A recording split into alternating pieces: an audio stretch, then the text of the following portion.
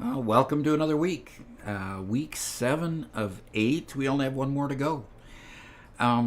So we've currently, it looks like, got 6 people on board. I'm going to give it a little bit more time before I talk about anything critical. Please remember to go ahead and post any questions that you have in the chat window so that we can answer those as we go. And we're getting a few more folks here. 4, 7, 10 folks at this point. So we're getting there.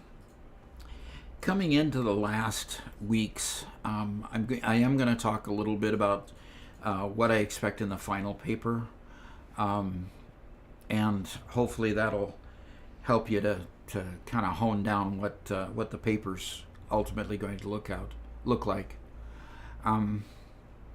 We've talked a lot. We've talked about a lot. And so, there's a lot to digest in such a short period of time. This week talks a lot about, this week's group talks a lot about the ROI and how you would evaluate whether or not you want to do the project to begin with. And that is an important topic. Simply because when you get into the corporate world, you've got bean counters that always want to know where they're going to spend their money, because money becomes a limited resource, and the limited resource isn't just going to be spent nilly-willy because an IT person thinks it's a good idea. You're going to have to prove it. You're going to have to, give some data and facts and data to help them to understand why it's a good idea to do. That can be very frustrating to IT people. I speak from experience because even though I was kind of in both camps with one foot in finance and one foot in IT, I got frustrated with my finance people because they wanted to know down to the gnat's eyebrow how much it was going to cost, how long it was going to take, and what features they were going to get when it's all done. And if you're familiar with Agile at all, you understand that it's very, very difficult to plan everything up front and execute that plan flawlessly to the penny, dollar-wise, cost-wise, and exactly on time. It just doesn't happen. Over 75% of all projects, if they're measured by on time, on budget, just those two metrics, 75% of them fail. And so you it's difficult to do, but that's just a reality. So this chapter gives you tools to kind of get you started with the idea of a return on investment and what the dollar value of the return is going to be, and the break-even point, and various different concepts. So we have quite a few people here. The final is going to be based on 3 different questions, really.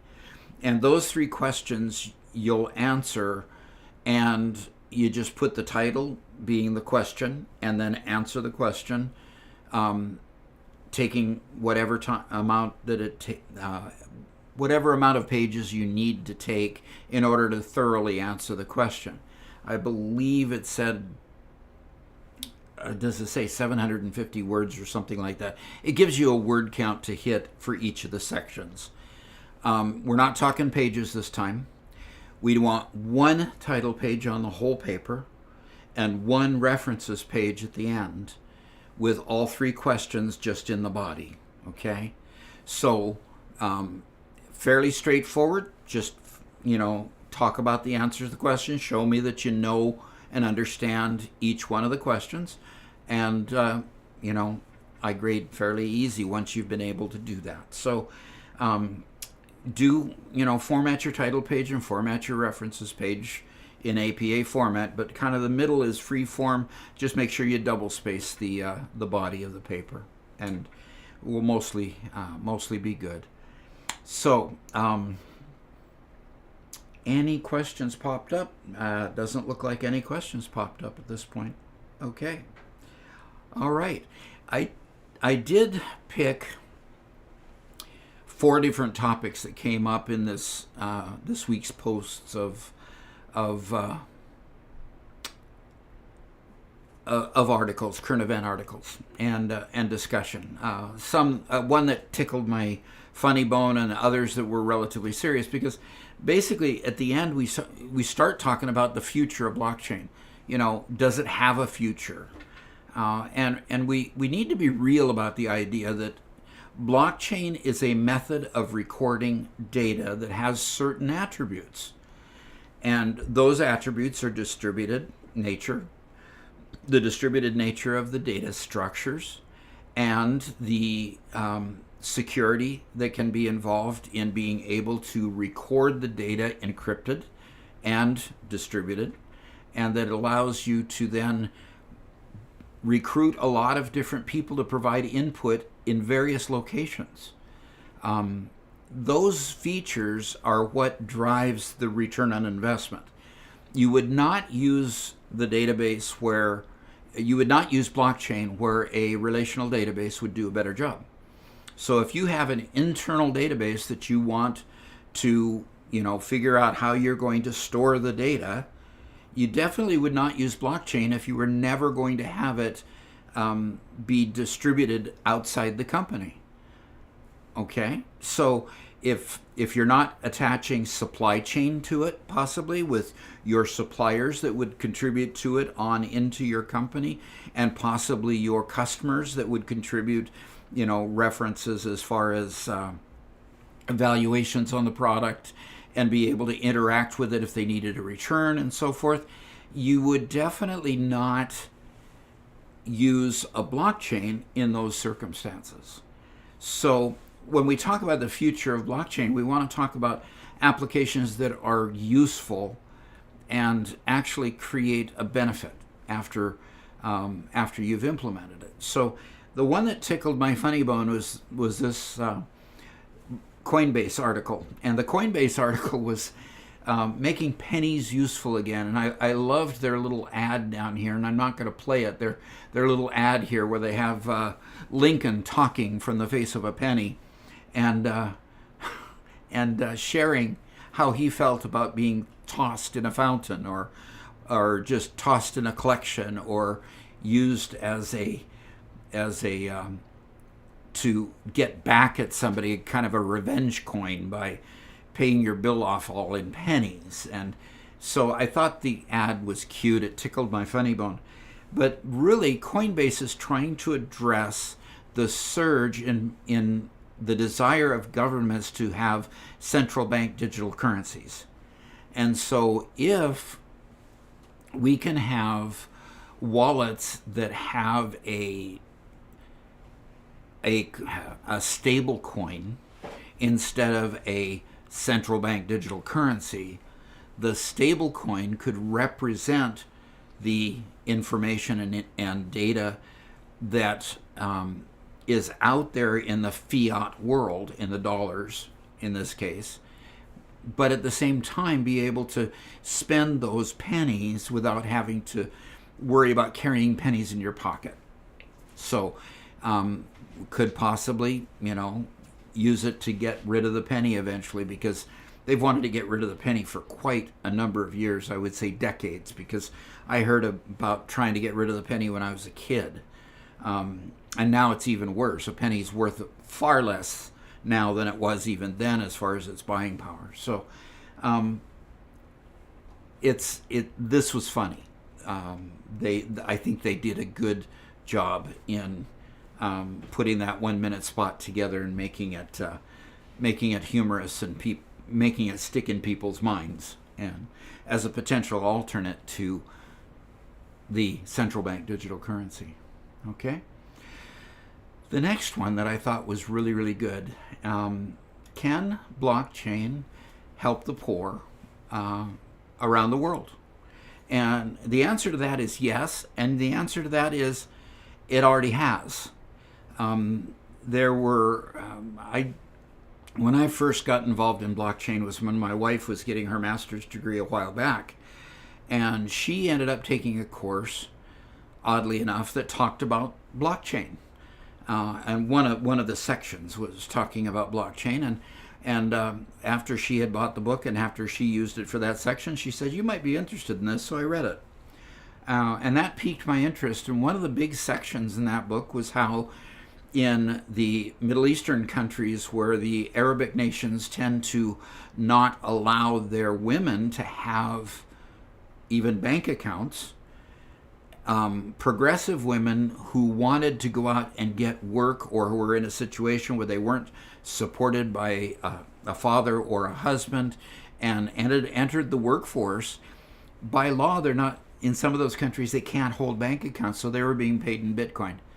And thus they were able to not just use their Bitcoin, but they were able to have a wallet in their hands in lieu of a bank account, and they were able to get their paychecks straight to that wallet because most of them had cell phones. So it was an incredible leap forward even back then. About 6 years ago is when I first read that article. So this continues the conversation. It's an interesting newsletter that I hadn't actually heard of. But the article then talks about the fact, how blockchain works and so forth and so on. The idea here, one of the things is that spending money internationally is challenging. I know a lot of folks from India who come over here on a work visa for IT work. A lot of times they come over here on a work visa and they'll send a substantial amount of their paycheck back home. Well, here this illustrates the fact that, like for example, using MoneyGram to send money back, the worker in the U.S. with $50 to send to Ghana in this case, might have to pay $10 in fees, meaning only $40 gets there, which means they've got 20% of fees. The transaction costs and commission rates average 10.96% for remittances sent from banks and 6.36% sending money through money transfer options. So the challenge is that a lot of times it goes from one bank to the next bank to the next bank to the next bank before it finally gets to its destination. Each one of them takes their little chunk of how much they're going to charge for their transaction costs. By contrast, Hong Kong's blockchain-enabled BitSpark charges a flat $15 for remittances of less than $1,200. About $2. We're talking about Hong Kong dollars. So about $2 in U.S. currency for transactions less than $1.50. So significantly less. And if both people on both sides were using Bitcoin or using another cryptocurrency, it would even be less than that. They talk about insurance a little bit here, but that really wasn't my focus. Helping small businesses can be extremely useful because blockchain systems, especially some distributed finance systems, can help small businesses to get up and running with loans and so forth, and continue to work through getting money transferred to and from. So it's a great thing to do. They talk about humanitarian aid, how fast and easy it can get through without fraud and corruption. So it can get straight to the wallet rather than trying to transfer it through various agencies who tend to be a little sticky-fingered along the way. So very, very good potential here for blockchains in particular to help the poor.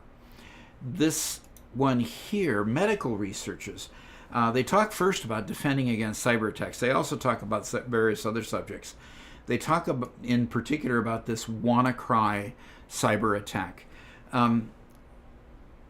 Agencies became particularly concerned, and I'm talking about governmental agencies, became particularly concerned at the number of ransomware attacks where medical records were being locked up because of a ransomware attack. Now, if you're not familiar with what a ransomware attack is, I did look up WannaCry and it gave a good explanation of this example.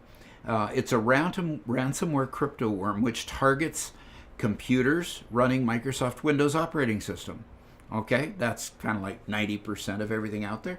By encrypting or locking up the data and demanding ransom payments in Bitcoin in order to get it unlocked.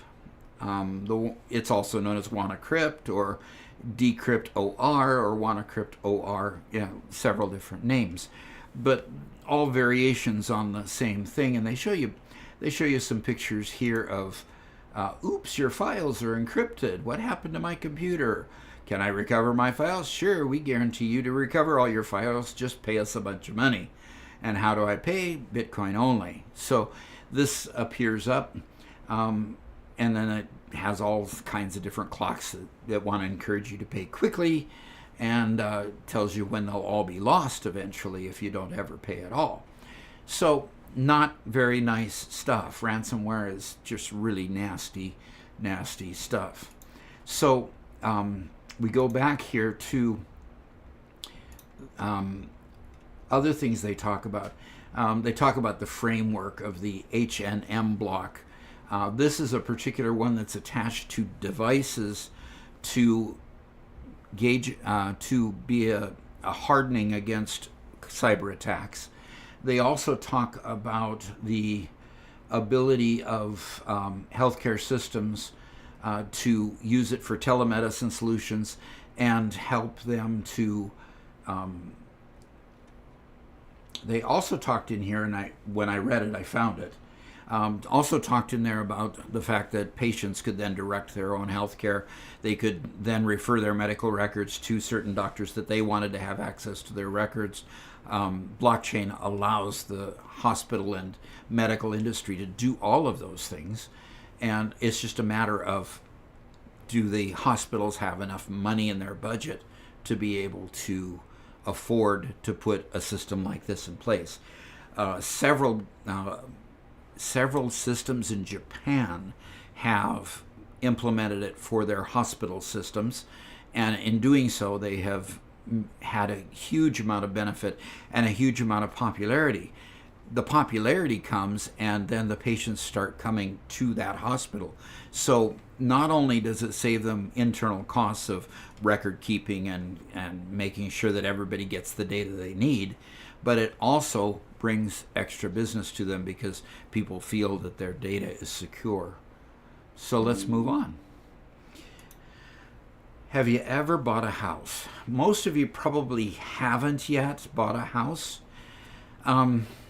Buying a house is no fun. Selling a house is even worse.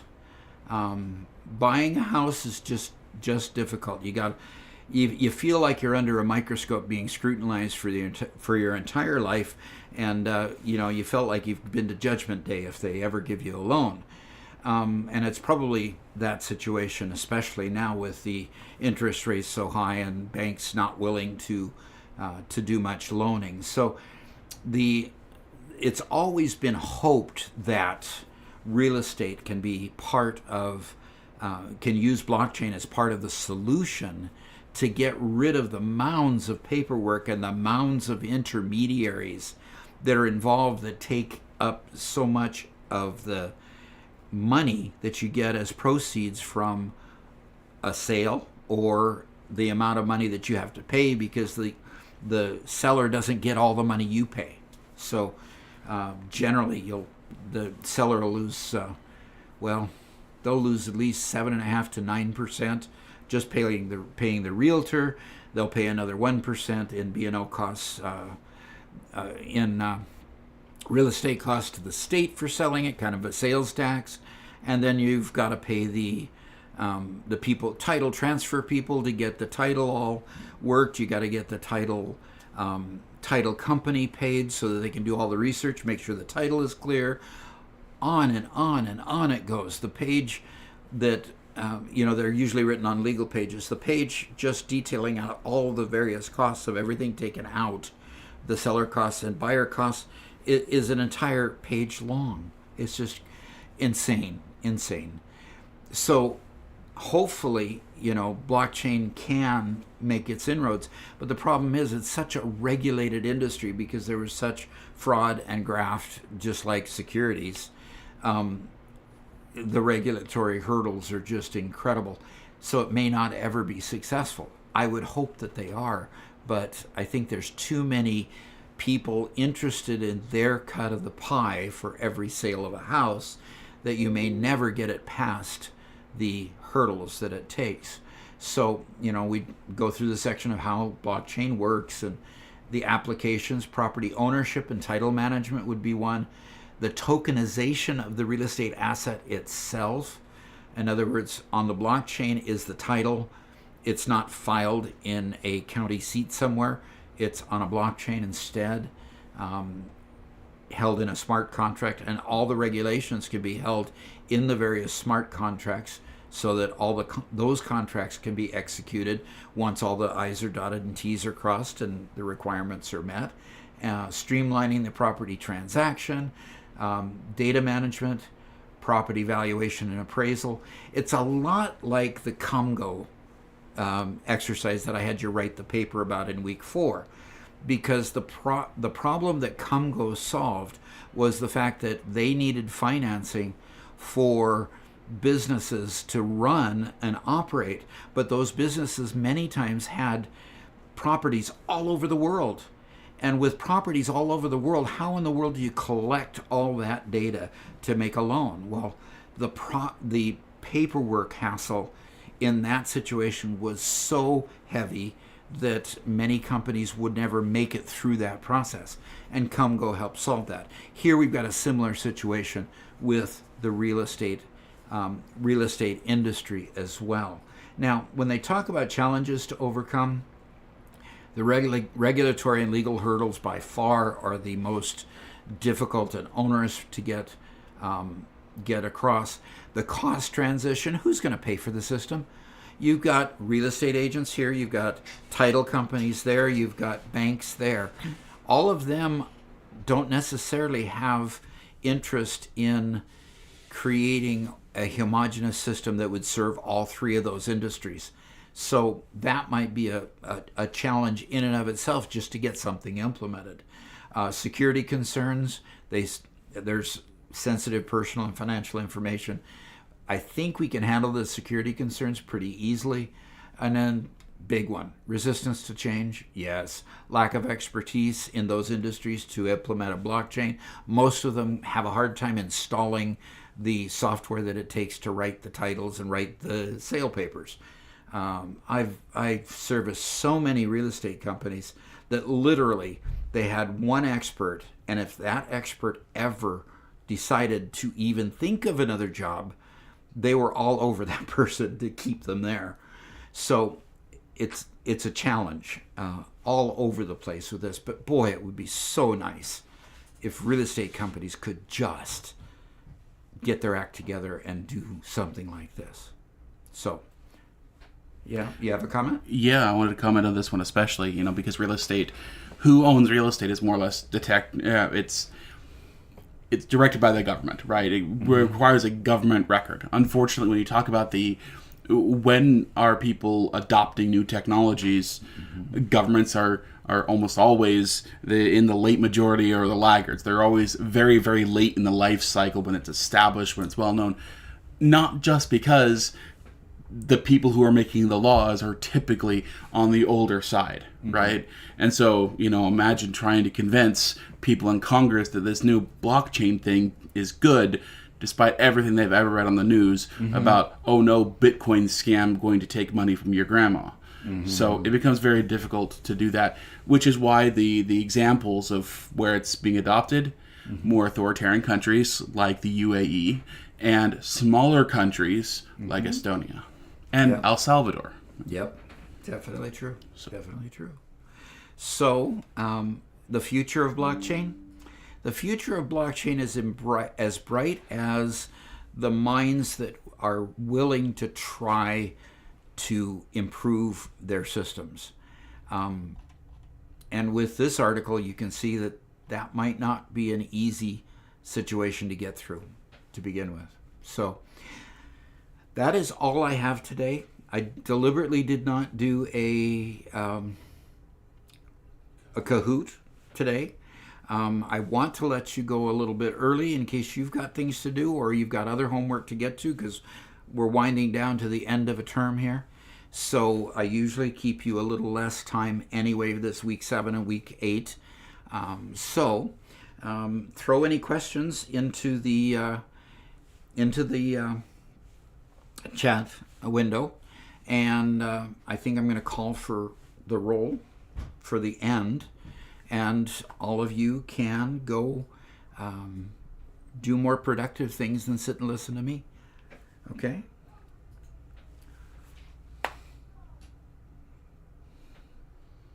All right. Okay. Very good. Very good.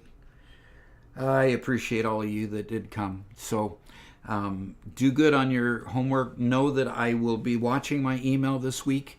I do have an out-of-town, business meeting to go to this weekend, so I'll be gone from Friday midday through Sunday.